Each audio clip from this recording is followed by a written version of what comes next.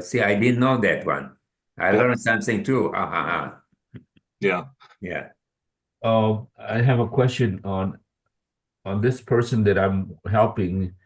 Now, the woman is 96 years old, and I'm dealing with a son, and the son works also, and so it's kind of busy, and so things are moving very slow, but it's moving. Uh, Now he has this doctor's. I asked him for the doctor's, um, because the woman is incapacitated. Basically, she can't handle her own affairs. Now, how recent do the doctor's letters have to be? I mean, because the doctor he sent me a doctor's letter and it was from 2016 or something like that or something. So I that's getting into a little bit more complexity, but it would depend upon what the letter said in 2016 and when the son took the power of authority for the parent.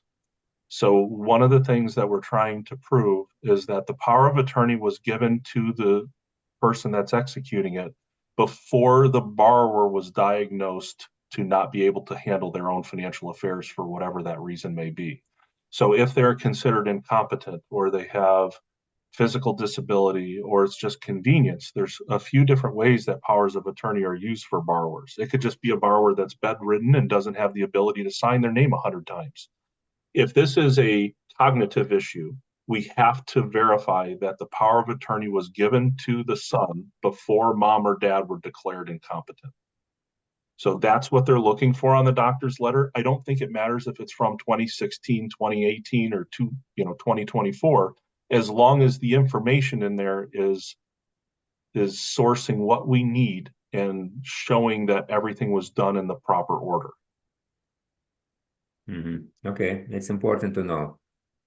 I've done also a loan for a woman who was close to 100 years of age, and we had to deal with daughter, and it was a lot of emotions involved.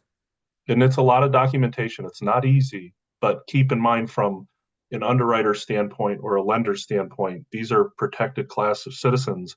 We need to make sure there aren't, I know this sounds horrible, but children trying to take advantage of mom or dad and get access to their equity and tap into it without mom or dad even know what's going on. So they scrutinize these letters. They scrutinize the process. They make sure that everything is on the up and up to make sure that we don't have some rogue child that's just trying to liquidate mom and dad's equity and use it for their own good, knowing that they'll probably never even realize it happened because they're not going to receive a statement with a payment. The kids might get the mail.